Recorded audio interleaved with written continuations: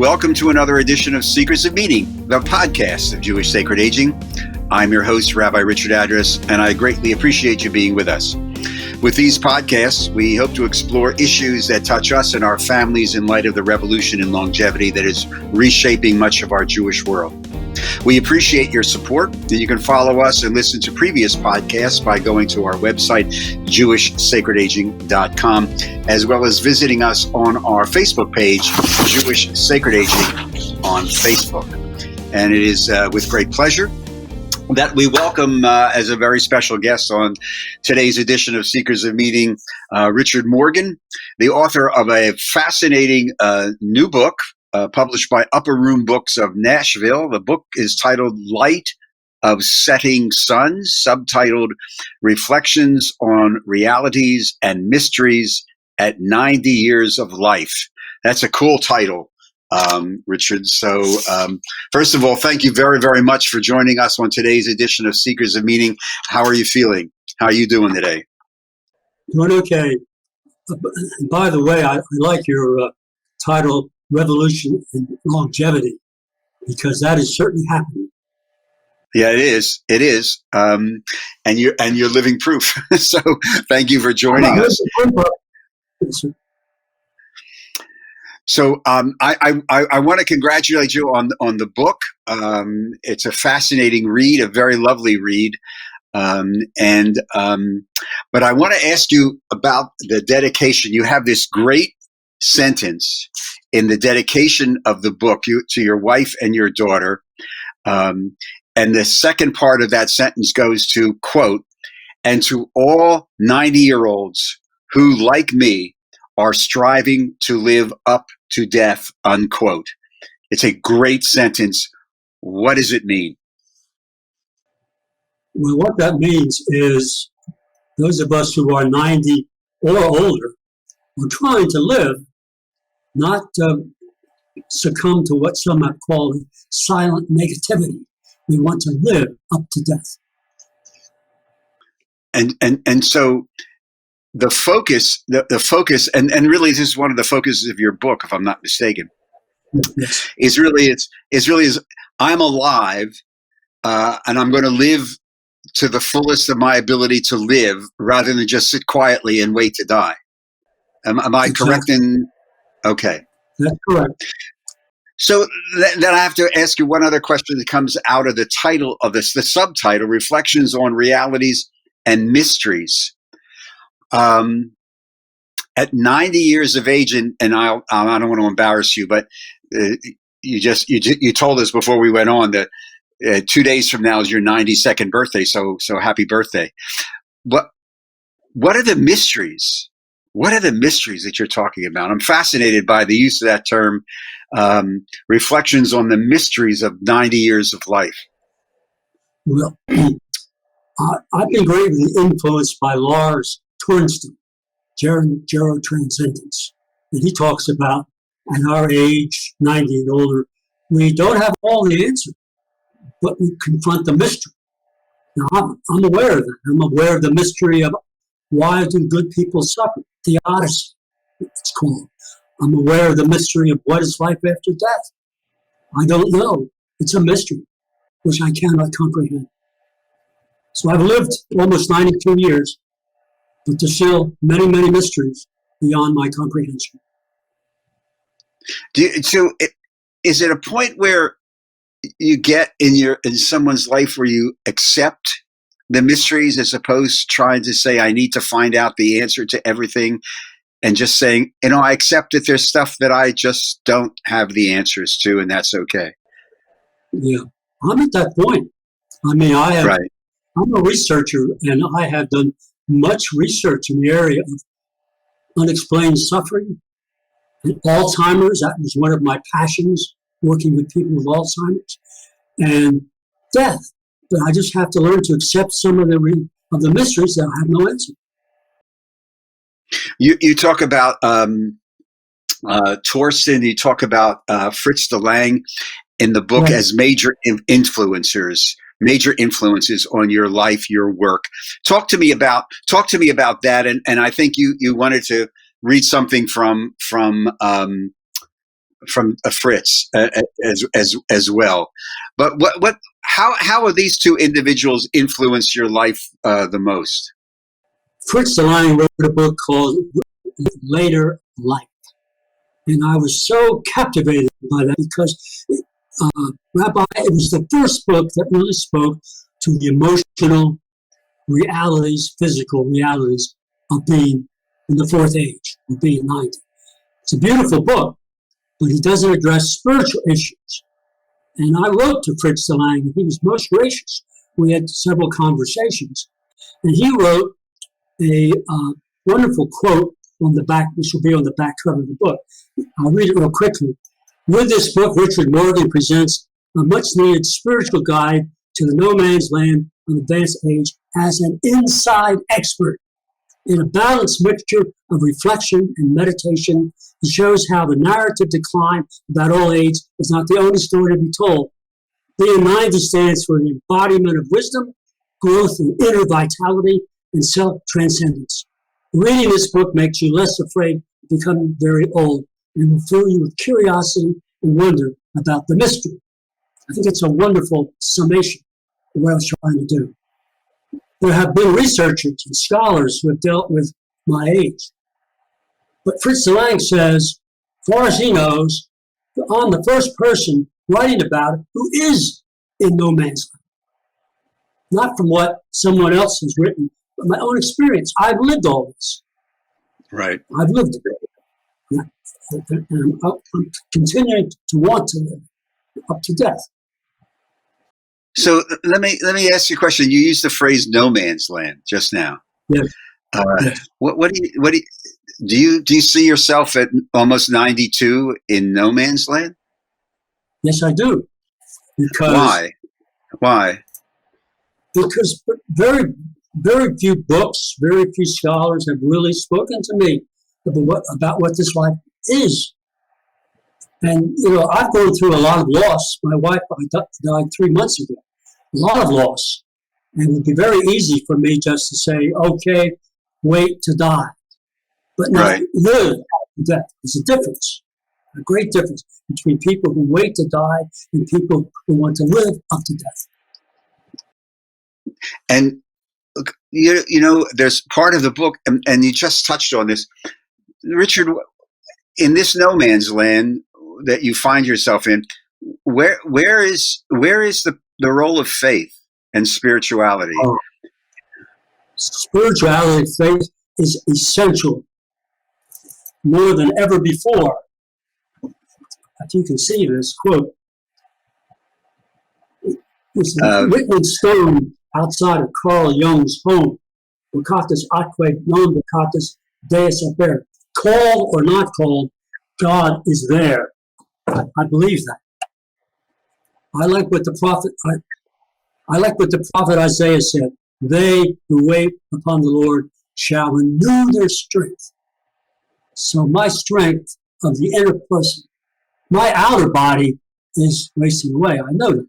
I'm a cripple. I can go nowhere. But my soul is thriving. Thanks be to God. I want to pursue this a little bit because so many people, and I'm sure you've seen them, Yes. Their body starts to change, and there's this anger. Why is my body giving up on me? And they sort of like turn inward. They stop living. That's correct. And I'm always fascinated by the person next door who has the same, at 90 years old, the original equipment starts to wear out a little bit. That's right. But that person in the next room is thriving. They and I'm always fascinated about what person A makes their choice, and person B says, no, I'm going to make this choice for life. What do you think it is that determines the different way people choose those approaches? Well, I think your question answers it. Faith in God. I mean, we're not promised, sky's always blue, but when we have these diminishments, A beautiful quote from Kathleen Fisher's book, Winter Grace, is, Winter Grace is courage grown larger in the face of diminishment. Now, I live in diminishment. I can go nowhere. I live in one room. I'm bound to a walker. I can walk only down the hall and back. That's diminishment. But God has given me the courage to continue living. And my soul is alive. I know that. So, Richard, and again, we're speaking with Richard Morgan, the author of this very, very fascinating new book published by Upper Room Books in Nashville, called "Light of Setting Suns," and we're going to have the cover up on the screen. Sure. Reflections on realities and mysteries at 90 years of life. Richard, is medical technology, which has allowed for this longevity revolution in many ways, is it a blessing or a curse? Could be either. It could be a blessing if your spirit, your mind remains fresh and vital, like the psalmist says in Psalm 90, he remains fresh and green. Or it can be a curse if you give in to the diminishments, and then you say, "Why, God, have you left me live so long? I'm ready to go." I hear that from people. So you have a chapter called "It's Okay to be Useless." It's okay to be useless, and I looked at that. I read it. I said, "That's a great title for a chapter." Could you walk us through what did you mean by that, and what is it? What do we really mean by "it's okay to be useless"? What I mean by that is we live in a society still where everybody wants to be productive. Always, even after retirement, one of my friends, when I retired, said, "I hope you will always remain productive." But it's okay to be useless. And the story I tell in that chapter is of a man who felt useless. But when I took him to a nursing home and he got involved with residents, he felt once again his life had some meaning. But it's okay. If you just want to be passive, meditative, contemplative, that's okay. You don't have to always be doing something. Just be, as Ram Dass said so well. And by the way, Rabbi, I want to thank you. I want to thank you for the book that you had with Tom Cole on Country of Old Men. It's a beautiful book. I've read it and reread it. They were all prominent people in many fields. But Rabbi, what I have found, what Tornstam calls gerotranscendence, I have found in simple, ordinary people, and I talk about them in the book. These are people I interviewed when I lived in another place where I could go and see them, or people that I knew earlier in my life. They were all in their 90s. One was 102. One lady was 100. But they continued to be alive with the Spirit. And that's why I find that chapter that you did, "It's Okay to be Useless," fascinating, because America is a society that's built in what are you producing? What are you producing? You have to produce. Yeah. And there's a whole bunch of movements now and say, well, people, the baby boomers who are, quote, leaving full-time work, now's the time to really be involved with society. And there's nothing wrong with it, because I know most of my friends who have, quote, left full-time work are very, very involved doing volunteer work and giving back to society. And yet the reason why I think the chapter title is so fascinating is, what I took from that is, don't ordinarily think that you must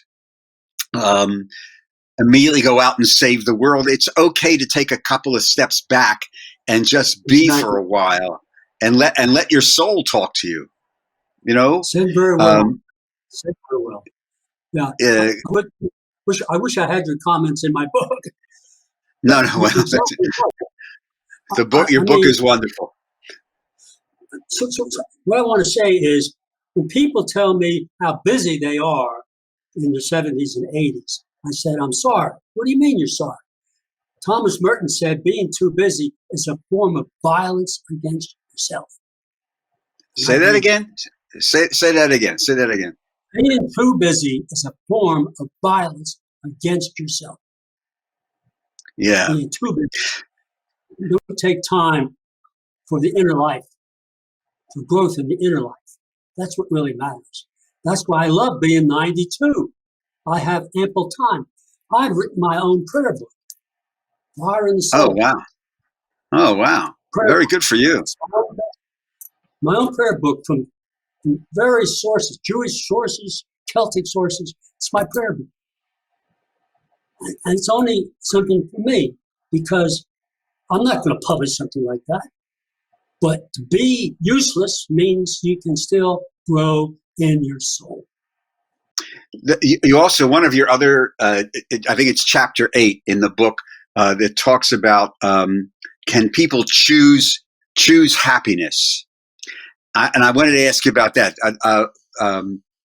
There's the popular belief that some people are born with a worldview that the world or the glass is half empty, and some with the glass is always half full, optimistic. And then you read that chapter and say, well, wait a minute, no, you can choose. You can choose the way you look at the world, no matter what age you are. Is that true? I think it's true. That's from John Leland's book, Happiness is a Choice You Make. He interviewed people in their 90s, and most of them were very, very happy and full of life because they chose to be happy. On the other hand, other people can choose to be miserable. Yes. I contrasted two ladies where I used to live. One was she was 100 years old, and she was just full of life. The other lady was miserable. She was always given what I call an organ recital. This is wrong, that's wrong. I understand. I understand her pain. But on the other hand, here's a lady 100 years old who's had her physical infirmities, but she's joyful. It's a choice you make. I believe it. It's not something. Do you feel that your choice to look at the world as a positive experience embraced by faith has allowed you to live into your 90s? No doubt. I mean, I've outlived everybody in my family. Everybody. Parents, grandparents, 2 sisters. And I often wonder, why in the world have I lived so long? But then I realized it's a gift of God. It's a gift of God that I've lived this long, had this long life. And you still search for meaning, just like in the book Country of Old Men. The search for meaning, I still search for meaning. Right. Now, Rabbi, before this 8-week quarantine, I was going to other apartments as a spiritual director, interviewing people about their life story. I love to do that. Rabbi Zalman Shakti Shalom, he started. I went to his workshops, and he advocated get people to tell their story. And I was doing that. Now it's a quarantine, but I will go back to it because that has given my life meaning. Not in anything productive, anything material. It's being a spiritual director for people as a contemplative listener, listen to their stories. It gives their life meaning. It gives meaning. Thanks to the rabbi. The idea of the stories. It's I'm glad you brought that up. You have this wonderful quote from Eric. I think it's Eric Erickson, where he talks about the 9th stage of development, and the quote goes, "quote This 9th stage begins when begins when experience ends." This ninth, I guess this 9th stage of life begins when experience ends. Wisdom is experience well digested. That's a great line. Wisdom is experience well digested. How do you? If you were preaching this weekend on that line, what would the message of that sermon be? Well, it would be that it's not, wisdom doesn't come from scholarship, although that's wonderful. It doesn't come from other sources. It's your own experience. It's well digested. What is my experience meant to me and to other people? That's wisdom. That little lady, you know, I talked about in the book, who was a Native American, that I just happened to interview by chance. Here was a dear old lady in her 90s who had wisdom from the tribe, well digested, and she shared some of that wisdom with me. I'll never forget it. It's a great line. But you have another quote, another phrase in there that when I read it, I went like, whoa. So I need to ask you about it. It's towards the middle, 3/4 of the way through the book, end of the book. It's quote, death cleansing, unquote, death cleansing. What in God's name does that mean? Well, what this is, we have a lot of clutter in our lives, a lot of stuff. And part of the spiritual challenge of not only at my age, but of middle age, people in their 40s, maybe 50s and 60s, to clear out some of the clutter of your life, simplify life. And death cleansing, realizing that if you do that, you prepare for your death in the sense, naked you came into the world, as Job said, naked you will leave.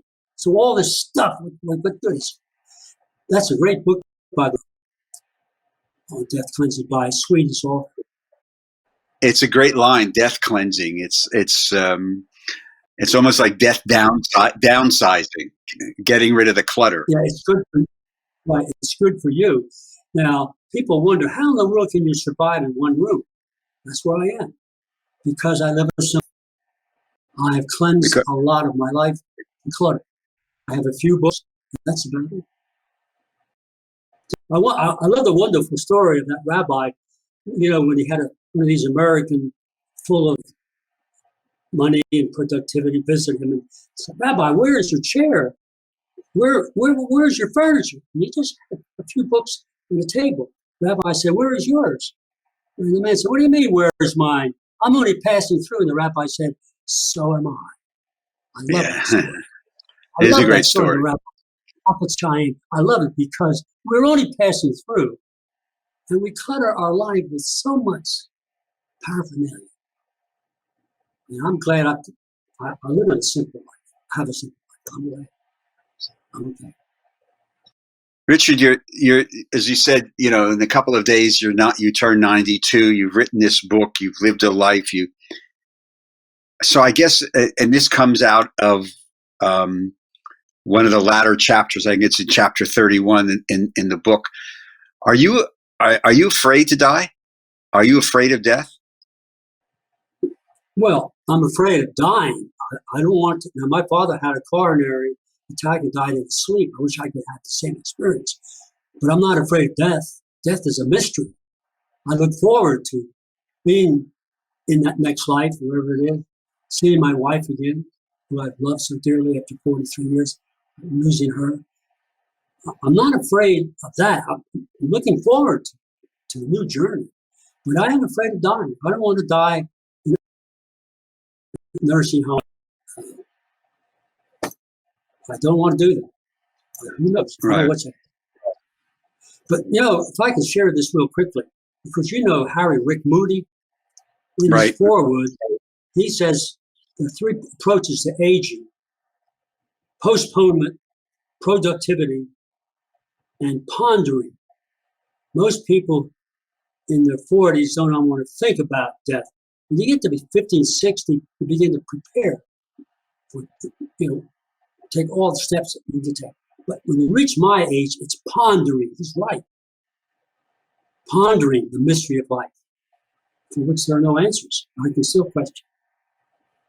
I'm like Job. I've heard of you by the hearing of my ear. Now my eyes see you. By the way, I'm deeply influenced, as you can tell, by the Old Testament. I had a wonderful rabbi friend in Richmond, Virginia, who was Rabbi of Beth Ahava, who helped me with Hebrew and taught me a lot of the Jewish faith. I'm indebted to him. Who is that rabbi? I can't remember his name. So long ago. It was 1953. It was Temple Beth Ahava. Oh yeah, I know Beth Ahava. I knew. Yeah, I do. In Richmond, I have a buddy of mine who was there. Yeah. One of the students who visited said, "Why do you call it that? Why don't you call it what it is?" He said, "Well, I don't want to call it Beth of Love. some people might get the wrong impression. Wonderful sense of humor. That's the problem with the name of that congregation. You have, but before we start running out of time, I have to do this quote that you have in the book that, and when I read it, I actually chuckled because it reminded me of my mom, who, in driving someplace once before she's about 85 years of age, and she was a cantankerous young woman. And I said something, she was saying something. I said, Mom, how could you say something about that person or that? And she said, look, Richard, at my age, I've lived a long time. I don't really give a damn what people think about what I'm going to say. It's my opinion. And you have this, your version of this senility prayer, which I have to share with the audience because it's beautiful. Okay. And you write it like this: grant me the senility to forget the people I never liked anyway, the good fortune to run into the ones I do, and the eyesight to tell the difference, unquote. That is a great, that is a great quote. I want to thank you for that, because that should be one of those picture things that hangs on everybody's wall or something. I agree. Well, listen, again, Richard Morgan, the book Light of Setting Suns, Reflections on the Realities and Mysteries at 90 Years of Life, the Upper Room Books in Nashville. I imagine obtainable from the usual sources, including the great God Amazon.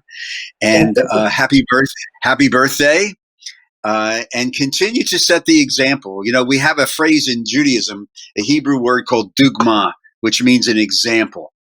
And you are a dugma for many people. And the idea of embracing the mystery, accepting the mystery, and as you say in the end of the book, always we begin again. Always we begin again. And you know something?